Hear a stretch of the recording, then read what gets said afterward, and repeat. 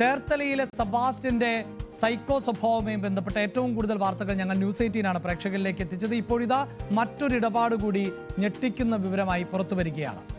സെബാസ്റ്റ്യന്റെ ഭൂമി ഇടപാടുമായി ബന്ധപ്പെട്ടാണിത്. സെബാസ്റ്റ്യന് നിലവിൽ പാരിപ്പള്ളിയിലുള്ള ഭൂമിയിൽ അവിടെയാണ് പല മൃതദേഹങ്ങളും കുഴിച്ചിട്ടിട്ടുണ്ടാകാം എന്ന നിഗമനത്തിലേക്ക് പോലീസ് എത്തുകയും പരിശോധന നടത്തുകയും ഒക്കെ ചെയ്തത്. എങ്കിൽ മറ്റൊരു സ്ഥലത്തു കൂടി സെബാസ്റ്റ്യൻ ഭൂമി തൻ്റേതാണ് എന്ന അവകാശവാദവുമായി എത്തിയിരുന്നു. അവിടുത്തെ എല്ലാ പ്രവൃത്തികളും സെബാസ്റ്റ്യനാണ് ചെയ്തുകൊണ്ടിരുന്നത് എന്നതാണ് നമുക്ക് മനസ്സിലാക്കാൻ സാധിക്കുന്നത്. ഇത് വേളൂർ വട്ടം ക്ഷേത്രത്തിന് സമീപമുള്ള പുരയിടം കേന്ദ്രീകരിച്ചുകൊണ്ട് ഈ ഭൂമിയിലും ഇനി ആരെയെങ്കിലും ഒക്കെ കുഴിച്ചിട്ടിട്ടുണ്ടോ, മറ്റ് നീചപ്രവർത്തികൾക്കൊക്കെ സാക്ഷിയാണോ ആ ഭൂമി എന്നതും അറിയേണ്ടതുണ്ട്. പക്ഷേ അത് സെബാസ്റ്റ്യന്റെ ഭൂമിയല്ല എന്നാണ് മനസ്സിലാക്കാൻ സാധിക്കുന്നത്. പക്ഷേ സെബാസ്റ്റ്യൻ നാട്ടുകാരെയൊക്കെ ഇത് തൻ്റെ ഭൂമിയാണ് എന്ന് പറഞ്ഞ് പറ്റിച്ചിരുന്നു എന്നാണ് അറിയാൻ സാധിക്കുന്നത്. ഈ വാർത്തയുടെ പൂർണ്ണരൂപം പങ്കുവയ്ക്കും ശരണ്യ.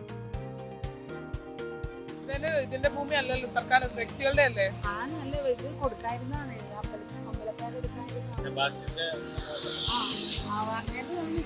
സെബാസ്റ്റ്യനാണ് ഇത്. ആണോ? കൊടുക്കായിരുന്നാണ്. അപ്പൊ എന്തോ കേസായപ്പോഴത്തേക്ക് ഇവിടെ എല്ലാരും പറയുന്നു. ബിന്ദു പത്മനാഭൻ ഐഷ തിരോധാനങ്ങളുമായി ബന്ധപ്പെട്ട മൃതദേഹാവശിഷ്ടങ്ങൾ എവിടെയെന്ന് കണ്ടെത്താനാവാതെ അന്വേഷണ സംഘം കുഴയുകയാണ്. അതിനിടയിലാണ് സെബാസ്റ്റ്യനുമായി ബന്ധപ്പെട്ട പുതിയ ദുരൂഹതകൾ നിറഞ്ഞ ഇടങ്ങൾ കൂടി അന്വേഷണ സംഘത്തിന്റെ സംശയത്തിന്റെ നിഴലിലേക്ക് വരുന്നത് എന്നുള്ളതാണ്. ഇതിൽ ഏറ്റവും പ്രധാനപ്പെട്ടത് ചേർത്തല വേളൂർവട്ടം ക്ഷേത്രത്തിന് സമീപമുള്ള ഒരു പുരയിടമാണ്. അത് വർഷങ്ങളായി സെബാസ്റ്റ്യൻ തന്റേതെന്ന പേരിൽ ഉപയോഗിച്ചിരുന്നു എന്നുള്ളതാണ് അന്വേഷണ സംഘത്തിനടക്കം കണ്ടെത്താൻ കഴിഞ്ഞിട്ടുള്ളത്. 2006 ബിന്ദു പത്മനാഭനെ കാണാതാകുന്നു. 2017 ബിന്ദു പത്മനാഭന്റെ കേസ് രജിസ്റ്റർ ചെയ്യപ്പെടുന്നു. അതായത് 2006 മുതൽ 2017 വരെയുള്ള കാലയളവിൽ 2013 ഐഷയും കാണാതാവുന്നു. ഈ കാലയളവിൽ സെബാസ്റ്റ്യൻ ഉപയോഗിച്ചു എന്ന് നാട്ടുകാർ കൂടി സ്ഥിരീകരിക്കുന്ന, അയാൾക്ക് യഥേഷ്ടം കൈകാര്യം ചെയ്യാൻ കഴിഞ്ഞ ഒരു സ്ഥലം എന്നുള്ള രീതിയിൽ നാട്ടുകാർ കൂടി നമ്മളോട് സ്ഥിരീകരിച്ച സ്ഥലങ്ങൾ സംബന്ധിച്ച വിശദാംശങ്ങളാണ് ന്യൂസ് 18 പുറത്തുവിടുന്നത്. വേളൂർവട്ടം ക്ഷേത്രത്തിനോട് ചേർന്നുള്ള ഈ ഭൂമി സെബാസ്റ്റ്യൻ വർഷങ്ങൾക്ക് മുമ്പ് തന്നെ അയാളുടെ സ്ഥിര സാന്നിധ്യം ഇവിടെ ഉണ്ടായിരുന്നുവെന്ന് പരിസരവാസിയായ വീട്ടമ്മ നമ്മളോട് സ്ഥിരീകരിച്ചു.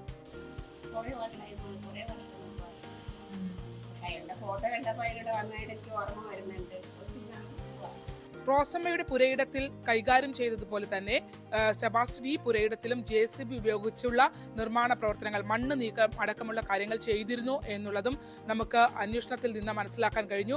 മാത്രമല്ല ഈ പുരയിടത്തിൽ ഒരു വീടുണ്ടായിരുന്നു. ആ വീടും ഒപ്പം തന്നെ അതിലെ ആ ഫലവൃക്ഷങ്ങളുടെ ഫലങ്ങളും എല്ലാം ഉപയോഗിച്ചിരുന്നത് കൊണ്ടുപോയിരുന്നത് സെബാസ്റ്റ്യനാണ്. മാത്രമല്ല അവിടെ കുഴികൾ എടുത്തിരുന്നു. ഒപ്പം തന്നെ മണ്ണ് അയാൾ ആ പരിസരത്തുള്ള താല്പര്യക്കാർക്ക് അയാൾ നൽകുകയും ഒക്കെ ചെയ്തിരുന്നു. അത്തരത്തിൽ നിരവധി ദുരൂഹതകൾ ആ കോമ്പൗണ്ടിനെ സംബന്ധിച്ച് ഉണ്ട് എന്നുള്ളത് പരിസരവാസികളുടെ വാക്കുകളിൽ നിന്ന് വ്യക്തമാണ്.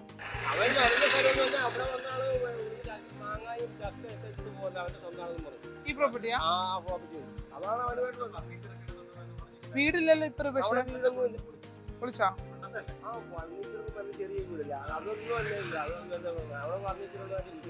അല്ല ചേട്ടാ, അപ്പൊ ഞാൻ ചോദിക്കുന്നത് ഇയാളെ വിൽക്കാൻ ഏൽപ്പിച്ചിരിക്കുന്ന പ്രോപ്പർട്ടി ആയിരുന്നു അത്? പിന്നെ ഇയാൾ ഇത്ര അധികാരം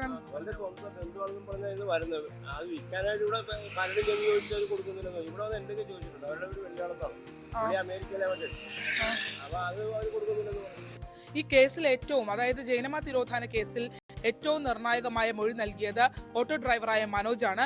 മനോജ് ഉൾപ്പെടെയുള്ള ആളുകൾ നമ്മളോട് ഈ പ്രോപ്പർട്ടി സെബാസ്റ്റ്യൻ്റെതാണ് എന്ന് പറഞ്ഞാണ് നമ്മളെ ഈ പ്രോപ്പർട്ടി കാണിച്ചു തരുന്നത്. ഒപ്പം തന്നെ തൊട്ടടുത്ത് മത്സ്യവില്പന നടത്തുന്ന സ്ത്രീ അവരുൾപ്പെടെ പറയുന്നത് സെബാസ്റ്റ്യൻ ഒരുപാട് നാൾ ഇവിടെ ഉണ്ടായിരുന്നു എന്നുള്ളതും, ഒപ്പം തന്നെ ഈ കോമ്പൗണ്ടിൽ ഒരു ദുരൂഹത നിറഞ്ഞൊരു കോമ്പൗണ്ടാണ്. ആ കോമ്പൗണ്ടിൽ അയാൾ കൃത്യമായി അയാളുടെ ഇടപെടലുകൾ നടത്തിയിട്ടുണ്ട് എന്നുള്ളതും അവർ നമ്മളോട് പറയുന്നു. നേരത്തെ കൂടെ പോകുമായിരുന്നു. പുള്ളിയുടെ സ്വന്തമാണെന്നൊക്കെ പറഞ്ഞു. ഞാൻ ചോദിച്ചാൽ ഞങ്ങൾ സ്വന്തമാണ് എന്നെ ഏർപ്പെടുത്തിയിരിക്കണമെന്നൊക്കെ പറയുമായിരുന്നു. അല്ലാതെ ഇതിനകത്ത് അവരതിനകത്ത് അവരുടെ പേരിലാക്കി ആരും കാണത്തില്ല. ഈ സ്ത്രീകൾ എവിടെ പോയി? അവരുടെ മൃതദേഹാവശിഷ്ടങ്ങൾ കൊല ചെയ്യപ്പെട്ടു എന്ന് പോലീസ് ഇപ്പോഴും വിലയിരുത്തുന്നു. അതുകൊണ്ട് തന്നെ അവരുടെ മൃതദേഹാവശിഷ്ടങ്ങൾ എവിടെ എന്നുള്ള ചോദ്യം വളരെ പ്രസക്തമാണ്. അങ്ങനെ നടത്തിയ അന്വേഷണത്തിൽ പള്ളിപ്പുറത്തെ അതിബുദ്ധിമാനായ ക്രിമിനലായ സെബാസ്റ്റ്യൻ പള്ളിപ്പുറത്തെ വീട്ടിൽ മാത്രമായിരിക്കില്ല മൃതദേഹാവശിഷ്ടങ്ങൾ ഉപേക്ഷിച്ചിട്ടുള്ളത് എന്നുള്ള ഒരു വിലയിരുത്തൽ അന്വേഷണ സംഘത്തിന് ഉണ്ട്.